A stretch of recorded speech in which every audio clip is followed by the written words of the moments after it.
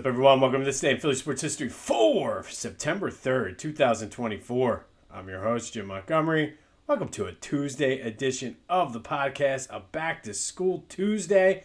And since it is Tuesday, it's time for a little motivation / positivity.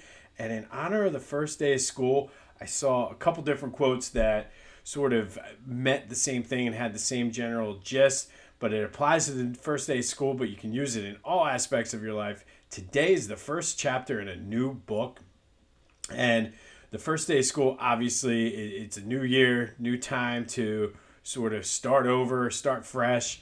There's a lot of anticipation, but you can use this in any aspect of your life, whether you want to start a new hobby, start a weight loss routine, start working out, or just eat better, become a better person. And a lot of times people will use Mondays or January 1st as the starting off point for something new.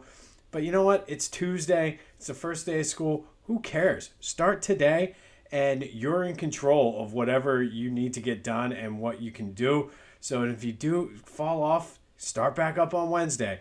Dust yourself off, get back up. But today's the first chapter in a new book. I wish both of my kids good luck and all the students going back to school today for their first day. Always exciting times to go back to the first day of school because you do get that opportunity and that chance to kind of start fresh. So just remember, today is the first chapter in a new book. Hopefully that will get you through your week. And even if, like I said, it's Thursday, start a new routine on Friday. It does not matter. Just start it and keep trying and keep working at it. And speaking of routines, I missed this the other day because of all the excitement with the calendar switching to September and then the fall weather, football season, but didn't do our accountability check that we've done every first of the month since January. And I'm happy to say that I did start in the middle of it a new lifting routine, which of course got derailed today because didn't realize the gym was not open the day after Labor Day, the normal time. But still steadily losing. I don't think the 51 pounds is going to get there. However, down 25, and I think I'm still sort of maintaining. But again, this is just a way for us to hold each other accountable. Did better with eating this month. So looking to just continue my momentum in September. And again, if you've been following along and you had a bad month, just like the quote said, today's the first chapter in a new book. Start fresh today and you'll get there. But I missed this on, like I said, September 1st. And to hold us accountable, like I said, the new workout routine really seemed to have helped. And actually, it helped with the eating too. So looking forward to continuing that and rolling through September and into fall still with the eyes on the prize, so to speak. All right, some quick housekeeping before we get into today's episode. It is our second anniversary week. I am giving away a free Philly Goat t-shirt. All you need to do is interact with the Back to the Future voice and text line 267-495-8531. Get anything off your chest. Everything is fair game Philly sports related. And be a subscriber to the YouTube channel at Jimbo_Mont.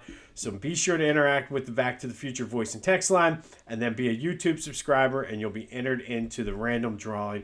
Getting lots of fun comments on the text line. So let's keep them rolling. You can also follow me on my social media, Jimbo_Mont at Twitter and TikTok at Philly Jimbo on Instagram. I'm on Facebook, LinkedIn, all that other good stuff. But for your chance to get the free Philly Goat shirt, you have to interact with the Back to the Future voice and text line. That number is 267-495-8531. And be a subscriber to the YouTube channel at Jimbo_Mont. All right, let's recap yesterday's question of the day. I asked you, Chase Utley's unavailable. Who is your favorite Philly second baseman? 60% of you said Mickey, Moore, and Dini. And then the rest of the votes were pretty well scattered between Manny Trio and Juan Samuel. No love for Tony Taylor, but that's okay. Thank you, as always, for participating in the question of the day. We will have another question later in the show. Phil's in Toronto tonight. 2-game series up there. Tyler Phillips on the mound. I'm looking forward to see how he comes back. If you remember, he kind of wasn't right after that complete game shutout.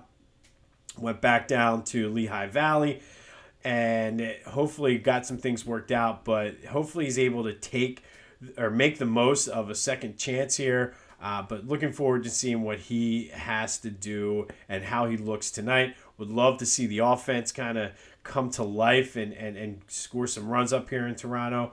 The Phils are a half game up on the Brewers for that 2 seed. The Brewers won yesterday, and the Dodgers won as well, so they're 1.5 back of the Dodgers. I think later this week they have days off, so it'll kind of catch up with that half game. Still have the 7-game lead on the Braves. But don't look now. The New York Mets are right there. They're only 7.5, so we might have a new team to watch on the standings watch. But that game is tonight. I believe it's a 7:10 or a 7:40 game up in Toronto. Eagles still preparing for the Brazil trip. They're flying out tomorrow, and I don't know how many people are looking forward to going to this. Slay flat out said he doesn't want to go. They told him to basically stay in the hotel. Not sure how, if that's going to impact, but he's even told his family not to even bother coming down, which is a shame. And like, I don't know what's coming on. I don't know if this is going to pull the team together, if they're going to come out flat. I just cannot get a read on what this means. But they are leaving Wednesday. It does look like, according to Vic Fangio, Quinyon Mitchell is going to get a lot of playing time, which I'm happy to see it. I'm looking forward to that as well.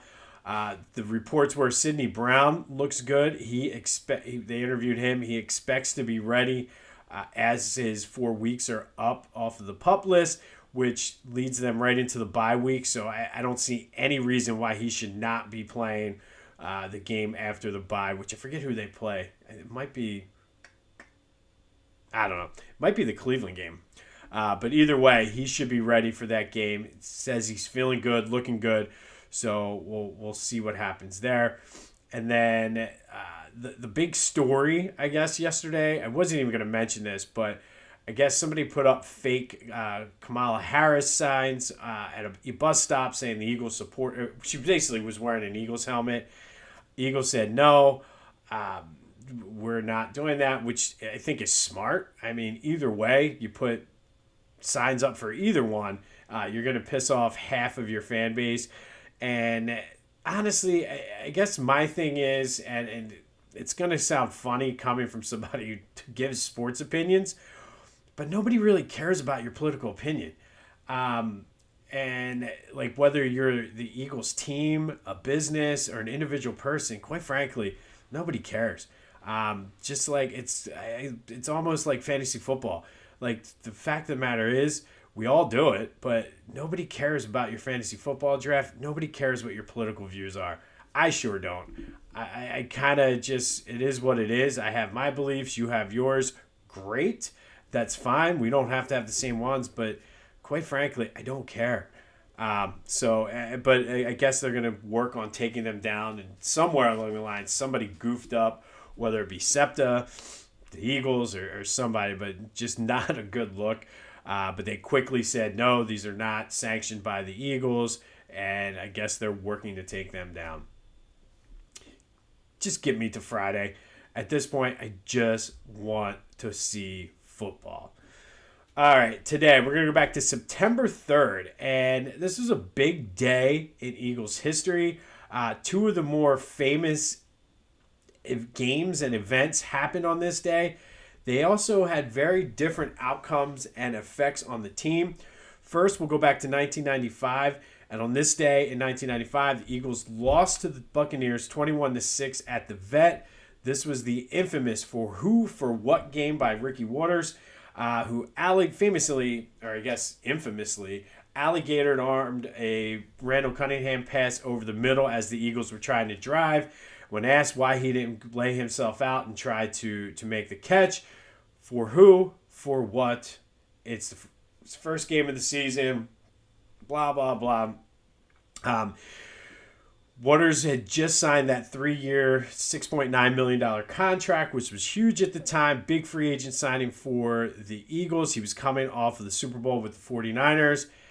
Not only did he not have a good game, he only had 37 rushing yards on 17 attempts, fumbled twice, lost one of them, and then, of course, did himself no favors by not stretching out to make that catch, which, okay, I get, but then really doubled down on it by saying for who, for what, and not a very good first impression. And unfortunately for Waters, like at this point, if you mention his name, that's the first thing people bring up about him. He had a pretty good 3-year run in Philly, almost 3,800 yards, 31 touchdowns, added 160 catches, went to 3 Pro Bowls, played on some pretty bad teams. They were not necessarily championship caliber. Could never figure out the quarterback for that team. They had some solid defenses, but they did go to the playoffs twice. Won a game, that monster game against the Lions in the wild card game. He's number 7 on the Eagles all-time list, but unfortunately on this day, back in 1995, Ricky Waters stamped his lasting Eagles memory when he famously said, "For who, for what," when asked about why he didn't make an effort to catch a pass over the middle that would have had him get a pretty big hit. Now, 5 years later, in 2000, things were slightly different. It was sort of, we had to go through the fall and the valley, I guess, of the 95 through 99 sort of window of seasons there. But in 2000, Donovan McNabb's first season as the full-time starter, first game of the season was down in Dallas, and the Eagles beat the Cowboys 41-14.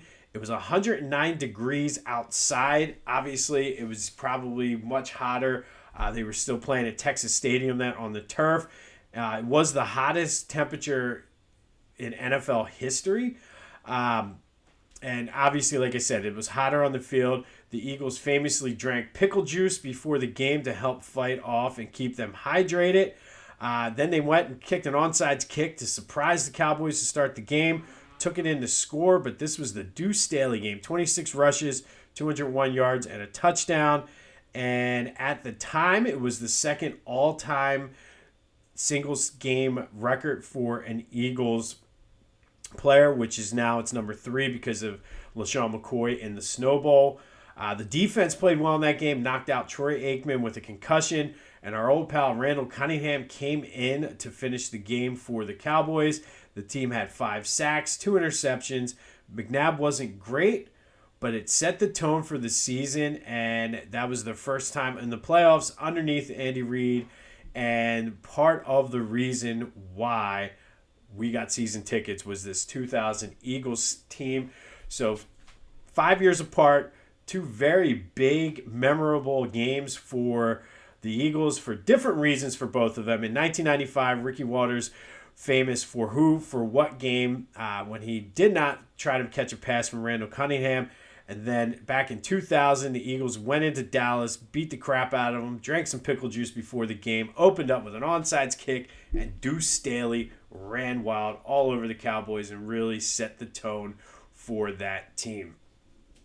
All right.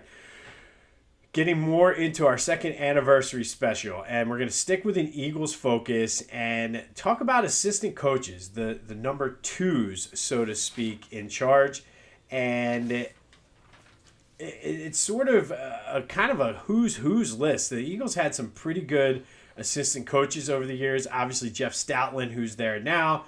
Jim Johnson, everybody's favorite defensive coordinator. Some people forget that John Gruden was actually in Philly underneath Ray Rhodes. Actually, I think he was under, he may have been under Buddy Ryan, now that I think about it. I'll have to look on that and double check. But then Jeff Fisher was here. Marion Campbell was a horrible head coach, but was the defensive coordinator under Dick Vermeil for some of those teams. Bud Carson, who had a legendary career and really gets credit, but never really took it. He's like, no, this was Buddy Ryan's team. They did it all, but he was the defensive coordinator for that 91 Eagles team. Obviously, we know Frank Reich was the architect behind that offense that won the Super Bowl under Dougie P. But then it gets even more. If you look at Andy Reid specifically, his coaching tree, all of these guys were assistants in some way or another here in Philly. You have Sean McDermott, John Harbaugh, Matt Nagy, Dougie P, obviously, Ron Rivera, Todd Bowles, Pat Shurmur, Leslie Frazier, John Spagnuolo, Brad Childress, Ray Childress. I think he was a football player. Brad Childress. All of these guys underneath the Andy Reid coaching tree all had head coaching spots somewhere else, varying levels of successes. But like I said, the Eagles have had a lot of great assistant coaches over the year, and this was our number 2s in honor of our second anniversary. And I'll give you a bonus one here, as we've been doing all week. And this one we're going to go with father-son. We talked about this when we did our family affair, but a bonus junior. And that's good old Ruben Amaro Jr. His dad was here in the 60s, was one of the coaches on that 1980 team. Did win a Gold Glove from that 64 Phillies, but Junior had 2 stints here, 92 to 93 and then 96 to 98. He famously was the bat boy. We know he was the GM after Pat Gillick, and he's currently one of the analysts on NBC Sports Philly. Also does some color commentating on the Eagles TV network. But that leads us to the question of the day. And I personally, everybody's going to feel what they want about Rube. I feel he gets a bad rep. And part of that rep is because he depleted the farm system trying to win another World Series. And he was always going out looking to make a big splash and a big move, trying to get a pitcher. Unfortunately, it did not work out. However, I feel like he gets a bad, he doesn't get the credit he deserves, I feel, to really going for it and making it. Yes, when it comes to a farm system standpoint, he 100% depleted the farm system and didn't do anything to replace it.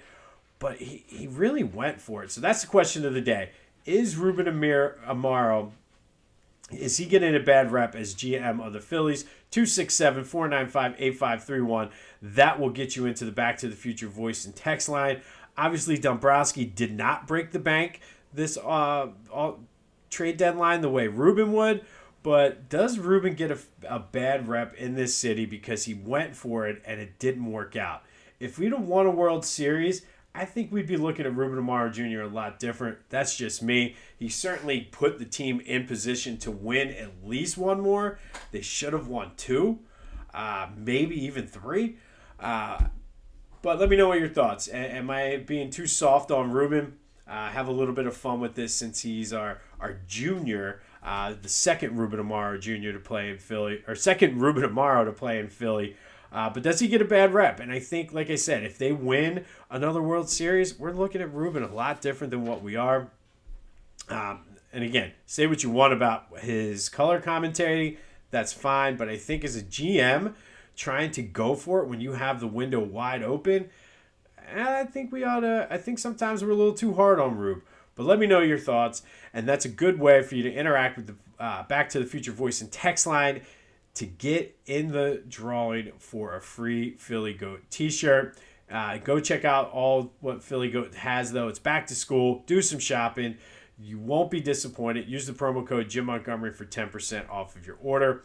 On this day in 1995, it was Ricky Waters, famous for what game, and then 5 years later was the Pickle Juice game in Dallas where the Eagles went down and crushed the Cowboys 41-14. It was 109 degrees outside. They drank some pickle juice to help keep themselves hydrated. Started the game with an onside kick, and Deuce Staley went wild.